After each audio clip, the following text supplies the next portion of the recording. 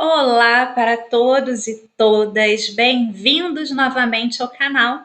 Bem-vindos à nossa continuação da aula sobre a história dos povos indígenas e agora nós vamos falar sobre os nossos nativos, né? Os nativos brasileiros, mas sem perder o olhar sobre o eurocentrismo, sem perder o olhar sobre esse contato entre os nativos brasileiros, os nativos que aqui viviam no território brasileiro e o homem europeu que aqui chega, né? Esse choque de culturas, esse olhar de conquista, a gente não vai perder jamais esse questionamento, tá bom?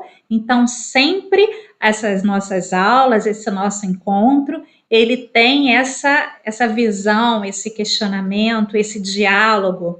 Então, fica comigo se você quer pensar, se você quer discutir, se você quer levar mais a fundo, né, ver a história com um ponto de vista também um pouco mais antropológico, sociológico, conversar a história com outras coisas, e aí fica nesse canal que isso é para você. Essa aula é para o Enem, sim, mas também é para você que gosta de história e que gosta desses temas, gosta de humanidades e que tem curiosidade sobre tudo isso. Fica comigo que você não vai se arrepender. Fica aqui até o final. Se você não é inscrito, se inscreve aqui. E se você curtir essa aula, dá uma curtida aqui para mim, que ajuda bastante, e comenta. Eu espero que o áudio tenha melhorado, né? E espero que dê tudo certo aqui nessa aula. Tá difícil gravar hoje, tá bom? Então vamos lá. A história dos povos indígenas, começando o nosso conteúdo de história do Brasil. Vamos falar agora sobre os povos nativos, né, do nosso território, do território que hoje nós chamamos de Brasil, que já teve tantos nomes.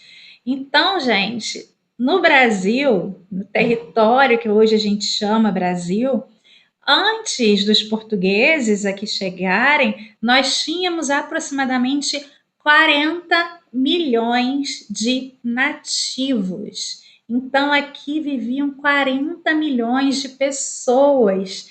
E aí a gente não pode dizer, né, que foram os portugueses que chegaram, que eles a terra era deles, não. Existiam aqui 40 milhões de seres humanos.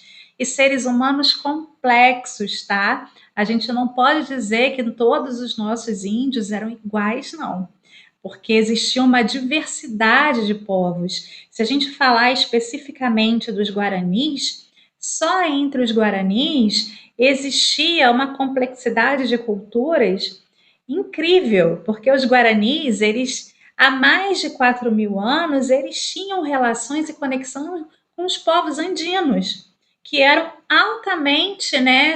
Vocês já ouviram falar dos incas, como eles eram mais, assim, totalmente diferentes do que a gente vê e a gente encontra da maioria das culturas dos índios que nós conhecemos no território brasileiro. A maioria, tá bom? Porque a gente tem os marajoaras e na região amazônica a gente vai ter povos com culturas bastante complexas, que vocês provavelmente não têm conhecimento. Vocês, quando a gente pensa nos índios brasileiros, a gente imagina aquela imagem que eu coloquei ali na capa, né? O índio de cocara, aquele que vive na tribo, que usa o arco e flecha, mas não, a gente tinha uma diversidade muito grande aí nesses 40 milhões de sociedades e de povos. A gente tinha de fato sociedades complexas aqui no território brasileiro, principalmente aí ao longo do Rio Amazonas. Eram sociedades que tinham línguas diferentes, nem todos os índios falavam tupi-guarani, né? Então tinham mais de 1.000 povos diferentes, 1.000 culturas diferentes, que falavam línguas diferentes e que tinham aí culturas diferentes. Então era uma diversidade muito grande. E esses 1.000 povos, esses 40 milhões, eles estavam ligados, interligados por meio de estradas, sim, e por meio de canais que eram feitos através dos rios. Então, eram sociedades que tinham uma cultura e que tinham uma complexidade. Eles tinham um modo de vida peculiar, um estilo de vida que era totalmente diferente do que nós conhecemos, do que nós valorizamos enquanto ocidentais, e que não, como a gente já falou, não deve ser julgado, não deve ser considerado inferior por isso, mas que era a forma de vida que eles viviam. E a gente não pode dizer que era inferior por conta disso, entendem? Para esses povos nativos, como eles eram muito diversos, como eu estou dizendo, eram muito complexos, tinham mais de 1000 povos ali vivendo, diferentes, quando esse homem europeu ele chega, para esses índios, para essa população, a princípio, é só mais um, não é um inimigo, a princípio. A princípio, quando os portugueses chegam no território brasileiro, lá na Bahia, eles olham o homem europeu até como um coitado, um necessitado, porque ele chega de uma forma, para o índio, muito debilitada. Porque você imagina que o homem europeu, ele chega barbudo, ele chega sujo depois de meses de viagem, com fome, doente, maltrapilho, fedorento. Para o índio, ele ali é um coitado, é um necessitado, é alguém que precisa de socorro, que precisa de abrigo, alguém que está passando necessidade. Então, para o índio, a princípio, o primeiro contato, a primeira impressão dos povos indígenas que tiveram contato com o europeu que chega no Brasil, nesses primeiros 30 anos do ano do século XVI, do ano de 1500, é que ele precisa de ajuda, que ele ali é um necessitado. Vamos ver um pouco mais a respeito na fala do historiador e filósofo indígena Ailton Krenak. Ele fala muito bem a respeito quando, num documentário muito interessante que tem na Netflix, que fala sobre as guerras no Brasil e que vai justamente falar sobre a guerra que existe até hoje entre os indígenas e o homem branco, né? Entre branco não, porque no Brasil nós não somos brancos, né, gente? Vamos ser sinceros. É uma minoria branca. Então é entre os indígenas e todo o resto. Vamos ver. Aqui, vamos assistir com atenção a fala dele. Gente, nós somos adultos, a gente não precisa ficar embalado com essa história. A gente pode buscar entender a nossa história com as diferentes, digamos, matizes que ela tem e ser capaz de entender que não teve um evento fundador do Brasil. Quando os europeus chegaram aqui, eles podiam ter todos morrido de inanição, escorbuto ou qualquer uma outra pereba nesse litoral, se essa gente não tivesse recolhido eles, ensinado eles a andar aqui e dado comida para eles, porque os caras não sabiam nem pegar um caju. Eles não sabiam, aliás, que caju era uma comida.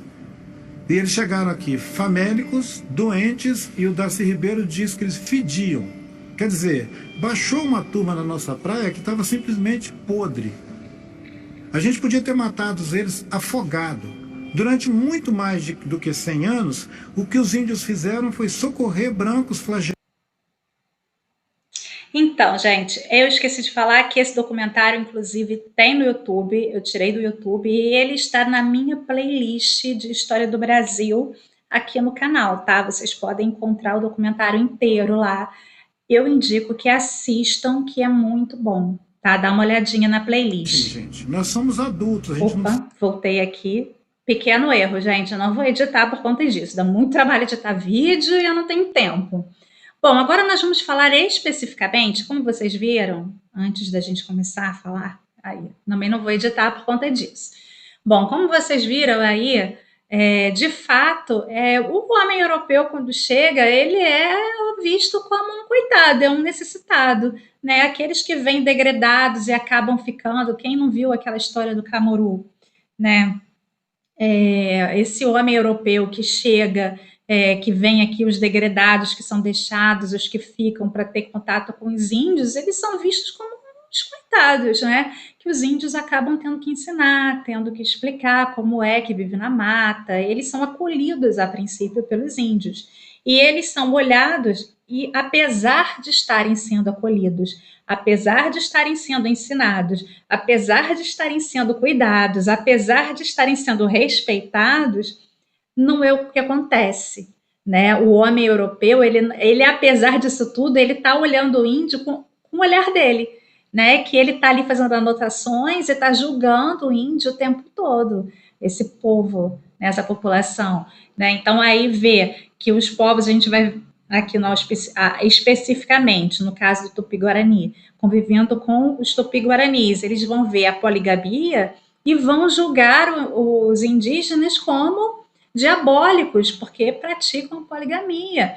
Vão ver a antropofagia e vão ali dizer que eles são do mal, que eles são diabólicos. Tudo isso vai ser depois usado como justificativa para a escravidão e para a perseguição desses povos. Olha como o pensamento do europeu de não acolher, de não tentar entender, de olhar para o outro de acordo com a sua ótica e tentar encaixar a sua ótica, né, naquilo que ele não conhece, vai causar a destruição de um grupo inteiro de pessoas, né?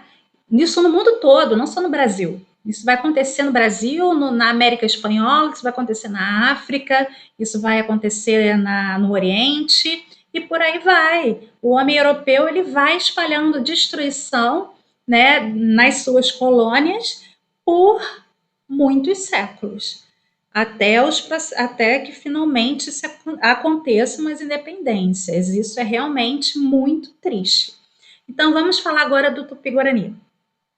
Então, o grupo Tupi-Guarani é um grupo linguístico, né, que era o que predominava no nosso território.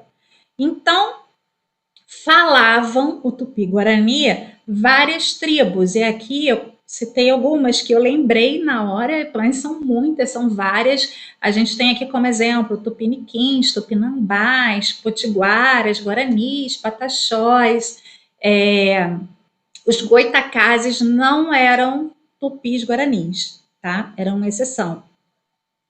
E eles tinham uma cultura de dividir, por exemplo, as atividades por gênero.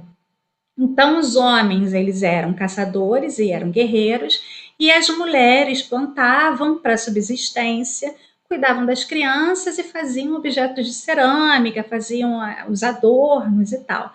Então, as atividades eram divididas exatamente por gênero, que ao olhar do homem europeu, que vê de acordo com a sua perspectiva, vai dizer que o índio é preguiçoso, porque quando escravizado, o índio se nega a fazer o trabalho da lavoura, porque para ele não faz o menor sentido cultivar se não é para comer, porque eles praticavam uma agricultura de subsistência, e para o índio, para o homem, era humilhante fazer o trabalho de uma mulher.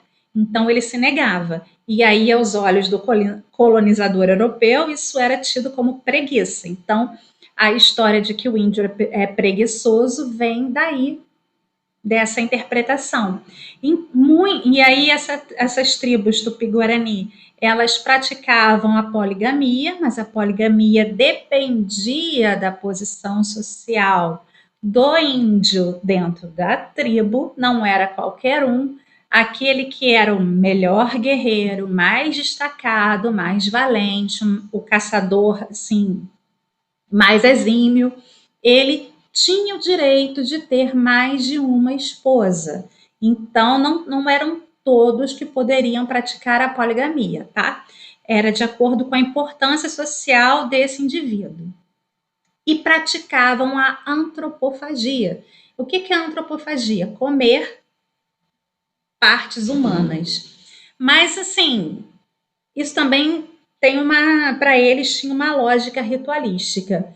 Quando eles praticavam a guerra, quando eles estavam em guerra, uma tribo contra outra, e ao vencer uma tribo, os guerreiros que eram considerados os mais valentes, né, eles eram sacrificados, e então a carne deles era distribuída entre a tribo, e a tribo se alimentava da carne desse guerreiro mais valente, que era uma forma de absorver a energia, a força, a coragem daquele guerreiro mais, né, mais forte e mais valente. Então, isso era até considerado uma honra para aquele que era derrotado, tá bom? Então, era uma coisa assim muito ritualística e cultural, e que para o homem europeu era considerado coisa do diabo, porque naquela época na Europa não podia nem se estudar o corpo humano, né? Vocês lembram disso? Então, a medicina não conseguia evoluir porque não podia estudar anatomia, porque violar o corpo humano, mesmo que fosse de um cadáver, era proibido, quanto mais comer carne humana. Então, isso era visto como coisa do diabo, e isso também ajudou para que muitos entendessem que os índios não tinham alma e que eles deveriam ser, então, escravizados. Então, é um apanhado aí sobre os tupis guaranis. Vamos falar sobre guerra justa, já que eu falei sobre essa justificativa sobre a escravidão, né? Que a convivência do homem europeu vendo essa cultura e olhando com o olhar dele de julgamento, de homem cristão, com o olhar dele, né, de homem ainda muito medieval, europeu, ibérico, né, que entendia a guerra justa como algo natural e algo a se fazer dentro do padrão do fiel e infiel. Então, isso passa a ser aplicado dentro do Brasil, em cima dos indígenas, para justificar a escravidão, e a guerra justa ela foi usada ao longo de todo o período colonial. Então, se a gente alguns livros de história dizem, né, equivocadamente, que a escravidão dos indígenas acabou quando começou a prática da escravidão africana no Brasil. Não. A escravidão indígena, ela continuou acontecendo durante todo o período colonial, tá bom? E, assim, no interior do Brasil, principalmente. A gente vai ver que em alguns lugares onde era, por exemplo, no Nordeste, onde passou a ter engenho, passou a se usar a mão de obra africana, mas em São Paulo se usava ainda a mão de obra indígena, no mesmo período. Então, dependendo da região, se usava ainda a mão de obra indígena ou se usava a mão de obra africana, dependendo do que se utilizava, o que era o plantio, né? Qual era o foco econômico da região. Então, a guerra justa era justificativa. O que é a guerra justa, né? Os indígenas eles vão ser escravizados, como eu já disse, durante todo o período colonial. Então, essa justificativa de que houve essa mudança da mão de obra escrava indígena para africana é mentira, não é verdade. Então, a guerra justa é que justificava. Por quê? A guerra justa dizia para os europeus que todos os índios, todos aqueles que não aceitassem pacificamente a evangelização, podia ser escravizado ou morto. Essa era a justificativa que se usava na Península Ibérica contra os judeus, contra os muçulmanos, contra todos os povos que tinham outra religião e que viviam na Península Ibérica, né? Era a guerra justa. Era a justificativa das cruzadas. Então, a guerra justa era utilizada. E a maioria dos povos indígenas, gente, não aceitavam bem a evangelização, a catequese, né, oferecida pela Igreja Católica, pelos jesuítas, que nós vamos ver logo a seguir. Então, não eram todos. Alguns povos aceitavam a evangelização. E dentro de uma tribo, alguns sim e alguns não. Os que não aceitavam podiam ser escravizados ou mortos. Ponto. Isso foi utilizado durante todo o período colonial, gente. Eis a questão. Isso só vai acabar, nós vamos ver mais adiante, na Era Pombalina. E aí é quase próximo à vinda da corte para o Brasil, e aí sim a gente acaba com o período colonial, por isso que eu estou dizendo que durante todo o período colonial. Agora vamos falar dos jesuítas. Eles foram fundamentais na luta contra essa escravização. Eu não gosto de escravização, acho que está errada essa palavra.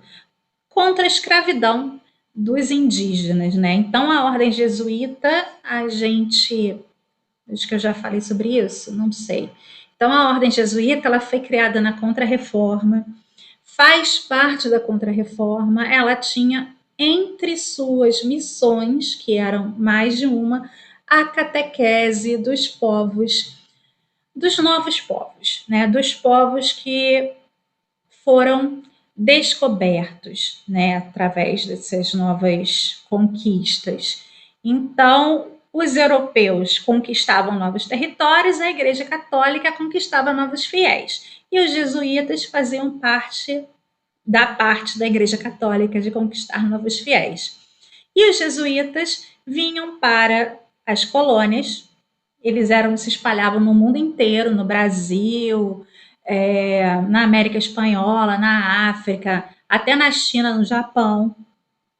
E lá eles catequizavam os povos e muitos não eram bem recebidos, muitos foram mortos, muitos sofreram, né? Não só no Brasil, mas estou falando no mundo todo, né? Porque, obviamente, como eu estou dizendo, a maioria não aceita muito bem. Para eles é uma violência ser obrigado a aceitar uma religião, uma cultura que não é a deles, né? Então, os jesuítas no Brasil, eles defendiam que os índios eles tinham alma e por isso eles não mereciam, eles não deviam ser escravizados, né? Essa era a defesa dos jesuítas. Então eles foram os que mais defenderam aí os indígenas da escravidão. Nas suas missões eles escondiam muitos indígenas quando tinham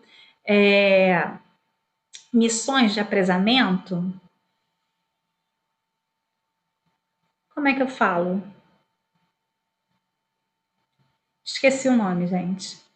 Quando tinham os movimentos de apresamento, quando saíam os bandeirantes, né? Não saíam as bandeiras que na verdade eram para apresar índios, para vender como escravos. Eram eles que defendiam os índios, muitas vezes abrigavam, às vezes eles não eram nem catequizados, nem faziam parte das missões, mas eles protegiam ali dentro das suas missões, esses índios escondiam. Então, muitos desses jesuítas lutaram a favor dos povos indígenas e contra a escravidão desses povos indígenas. O padre Anchieta, que está aqui nessa pintura, inclusive, ele foi o que criou a primeira gramática de Tupi, que vai dar origem ao idioma geral, que vai ser o idioma falado no Brasil durante todo o período colonial, tá, gente? Não se falava o português não era a língua principal do Brasil no período colonial, mas sim o idioma geral. Porque o Brasil, uma curiosidade, é que o Brasil, como colônia, não era o que a gente imagina de uma colônia, né? Como você imagina assim, colônia, vinham famílias de imigrantes para cá. Isso não era bem assim, né? No período colonial, vinham só os homens solteiros e aqui eles se misturavam com a população geral. A ideia era explorar o Brasil ao máximo, tirar o máximo de riqueza, enriquecer e voltar para Portugal. Aí voltava para sua família, casava com a sua esposa portuguesa e tinha filhos portugueses. Então o Brasil era um grande negócio. Era um lugar para se explorar, para se tirar o máximo e ir embora. Era assim que funcionava na cabeça do português, na cabeça dos povos ibéricos, as colônias, que era diferente das colônias, por exemplo, dos Estados Unidos, que eram colônias onde se migravam famílias inteiras e ali elas viviam e ali elas povoavam, enfim. Completamente diferente o conceito, tá? E aqui vamos falar do período pombalino. Então, gente, em Portugal, no século XVIII, né, no período assim onde o iluminismo estava vertendo na Europa, Portugal vai ter o seu exemplo de iluminismo com um despotismo esclarecido. E o despotismo esclarecido em Portugal é representado pelo Marquês de Pombal, que passou a ser uma espécie de primeiro-ministro de Dom José, rei de Portugal, e ele era quem governava de verdade, de fato. E ele fez várias mudanças com relação à colônia e com relação ao Brasil. E essas mudanças foram as seguintes: ele vai expulsar os jesuítas do Brasil em 1759. E isso vai ter uma série de consequências para o Brasil, principalmente com relação aos povos indígenas, né? Os povos indígenas, então, a partir da expulsão dos jesuítas, eles passam a ser um assunto de Estado e passam a ser súditos do rei de Portugal. Então, eles passam então a ser parte do reino, certo? E aí a proibição da escravização desses povos. Então, os povos indígenas, eles, a partir do período pombalino, de Marquês de Pombal, passa a ser proibida a escravização desses povos, dos indígenas. Mas você sabe que no Brasil tem esse negócio de lei que pega e lei que não pega, né? No Brasil, lei é igual a resfriado. Tem uns que pega, tem uns que não pega. Às vezes pega mais ou menos, às vezes demora para pegar. Sabe como é que é? Mas, legalmente, era proibido. Proibição, o que foi muito ruim para os indígenas foi a proibição deles expressarem a cultura deles, a religião deles, o idioma deles, e passou a ser proibido, inclusive, a língua geral. Então, a língua que era falada no Brasil, que era mais comum, passou a ser proibida. E aí, só se podia falar o português, e isso passou a ser muito difícil para todo mundo que vivia no Brasil, porque as pessoas só falavam o idioma geral. Foi complicado. E aí começou uma política de branqueamento. Eugenia, gente, já falei sobre eugenia no canal, na aula lá sobre história dos direitos. Vai lá assistir.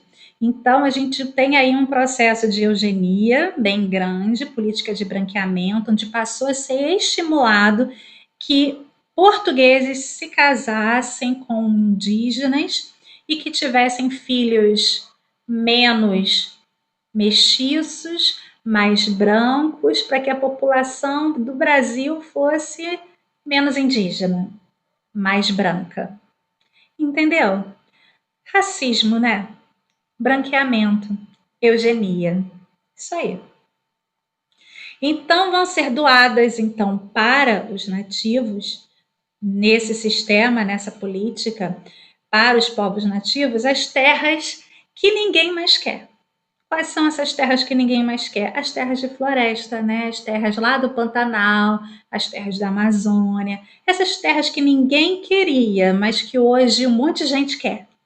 E que é o grande problema que nós vamos ver na próxima aula, que é o problema mais atual, né? Do Brasil, dos colonos, quer dizer, dos indígenas, que vai ser essa questão, porque daí o problema deles deixa de ser a escravização e passa a ser a questão das terras. E para conseguir as terras, a gente vai ver que vale tudo, inclusive guerra biológica. Tá bom?